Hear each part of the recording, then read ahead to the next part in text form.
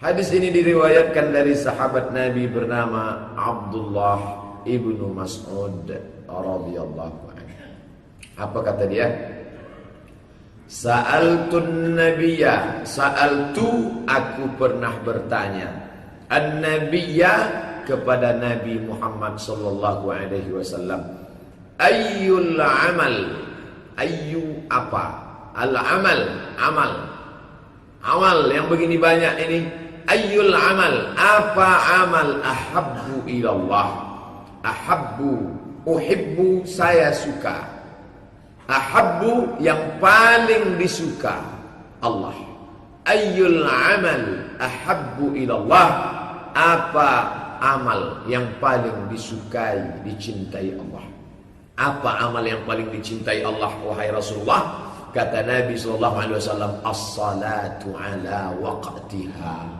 Yang pertama, as-salatu, salat, ala, di atas, waqtiha, waktunya. Salat di atas waktunya. Dalam riwayat lain dikatakan as-salatu fi awwali waqtiha. Itu dia penjelasannya. As-salatu fi awwali, salat di awal waktu. Memang salat zuhur sekarang pukul 12 pas, terbentang waktunya sampai azan asar. Tapi yang dimaksudkan waktu as-salatu ala waqtiha bukan salat dalam waktunya. Yang dimaksud, yang dicintai Allah, salat di awal waktu. Maka sesungguhnya orang yang menunda salat itu bukan saja sekedar melalaikan suatu perbuatan yang agung dan mulia, tapi juga dia sudah termasuk dalam golongan fawailun, celaka, lil musallin, bagi orang yang salat. Celaka bukan orang tak salat. Fawailun lil musallin, celaka bagi orang yang salat. Kalau orang yang salat saja celaka, apalagi yang tak salat. Oleh sebab itu jangan sampai. Tapi itu makna yang fawailul lil musallin alladzina hum an salatihim sahun, lalai. Kan dalam salat Pak Ustaz dua tafsirnya. Yang pertama, alladzina hum an salatihim sahun, dalam salat itu dia sahun. Maka orang yang lalai itu disebut dengan sahun. Nama sujud karena lalai sujud sahwi. Orangnya sahun, perbuatannya sahwi. Sujud sahwi, sujudnya orang yang lalai, sampai-sampai tak ingat dia rakaatnya, sampai-sampai tak ingat dia sudah tasahud awal apa tidak. Itu tak akan terjadi kalau dia salat berjamaah. Enak saja orang sekarang meninggalkan salat. Padahal apa kata Nabi? Man tarakas salata muta'ammidan, siapa yang meninggalkan salat secara sengaja, faqad kafara, maka kafirlah dia. Jihara, maka kafirlah dia secara jihar, nyata. Al-aqdul ladzi baini wa baina 'abdi, ini aku, ini hambaku, sempadan, perbatasan, garis pemisah antara aku, hambaku dengan kekufuran, meninggalkan salat. Ketika dia meninggalkan salat, maka kafirlah dia secara nyata. Sebagian ulama mengatakan kafirnya itu kufur nikmat. Dia masih tetap muslim, tapi dia kufur nikmat. Ini ulama yang lunak, yang lembut. Tapi ulama yang keras, yang dimaksud kafir di situ kharijun anil millati, dia kafir, keluar dari Islam karena sudah meninggalkan salat secara sengaja. Summa ayyun, apalagi ya Rasulullah? Tadi yang pertama kau katakan salat berjamaah, ya, salat di awal waktu, ya. Yang kedua apa ya Rasulullah? Apa kata Nabi? Birrul walidaini. Birru, berbuat baik. Kita selalu mengatakan berbakti. Walidaini, kepada kedua orang tua. Tidak ada garis pembatas antara Allah dan orang tua. Makanya dikatakan ridallah fi ridal walidain. Ridhonya Allah, cintanya Allah, kasih sayangnya Allah fi ridal walidain, ada pada ridho orang tua. Murka Allah di mana letaknya? Wa sukhtullah, murka Allah fi sukhutil walidain, juga ada pada murka kedua orang tua. Kenapa bapak menangis terisak-isak sampai begitu hebatnya, padahal bapak orang yang tegar, orang yang kuat? Tak ada guna. bapak mengaji sampai tak bisa menerima takdir? Itu orang tua meninggal, lepaskan saja pak. Umurnya sudah sampai, dia sudah tua. Kenapa bapak menangis? Pak Ustadz, saya nangis bukan karena mak saya ini mati. Lalu yang bapak tangisi apa? Yang ku tangiskan ini tiket ke surga aku sudah habis. Tak bisa aku lagi berbuat baik. Yang lebih hebat daripada sholat. Sholat nomor 1, baktiku kepada orang tua nomor 2. Ya Rasulullah, ya, uktutibtu, namaku sudah tercatat sebagai orang yang ikut perang jihad. Aku ingin masuk surga dengan jihad.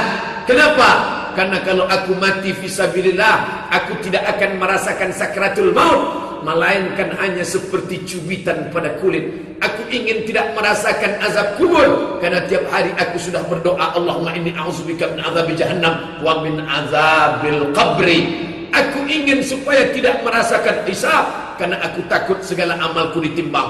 Aku ingin dapat 3, tak merasakan sakratul maut, tak merasakan azab kubur, tak merasakan hisab. Izinkan aku perang jihad fisabilillah. Apa kata Nabi? Alaka min ummin, emakmu masih hidup? Emakmu masih hidup? Masih ya Rasulullah. Ilzam rijlaiha fasammal jannah. Kau urus tapak kakinya, surga berada di hadapan. Bapak Ibu yang dimuliakan Allah, jangan kita ukur orang tua kita itu dengan materi yang ada pada kita. Kita tak pernah mampu membayarnya. Makanya diletakkan dia setelah sholat, birrul walidain. Yang ketiga, yang terakhir. Qultu, kukatakan kepada Nabi, summa ayyun, apalagi ya Rasulullah? Kata Nabi, al-jihadu fi sabilillah.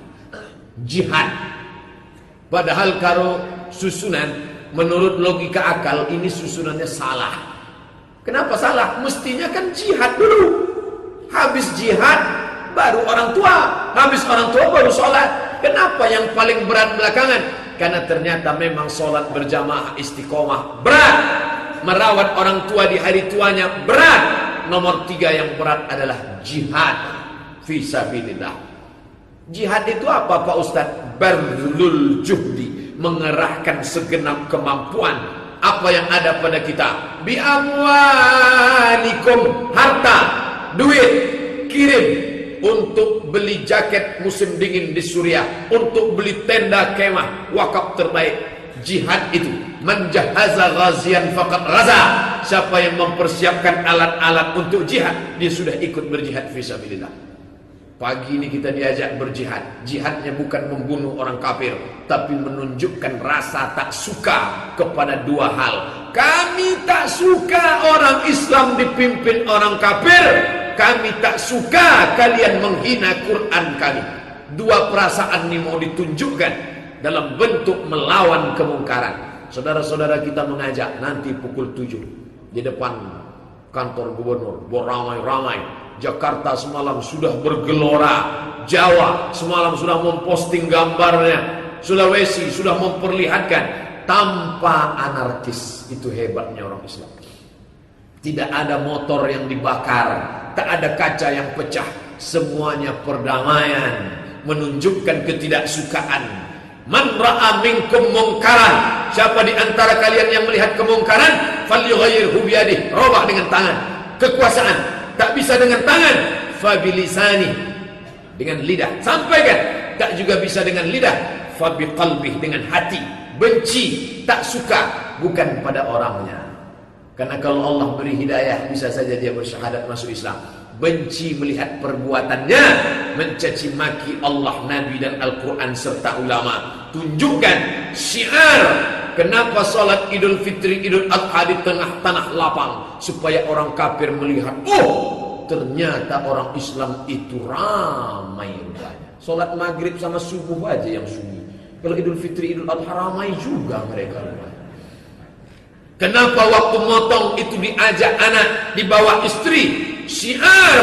Tunjukkan ke tanah lapang, tunjukkan saat motong kurban. Oh ternyata orang Islam itu sunyi kalau sholat. Kalau bagi-bagi daging ramai juga mereka.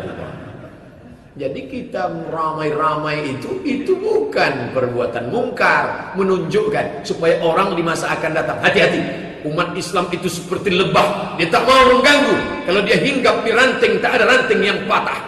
Tapi kalau diganggu, awas, sampai masuk ke dalam air kolam pun dia tunggu. Jangan sarang lebah diganggu. Kalau diganggu, dia tunggu. Masalul mu'minin kamasalin nahli, orang beriman macam lebah. Diganggu dia, awas. Masuk kalian ke sungai, ke kolam, dia tunggu.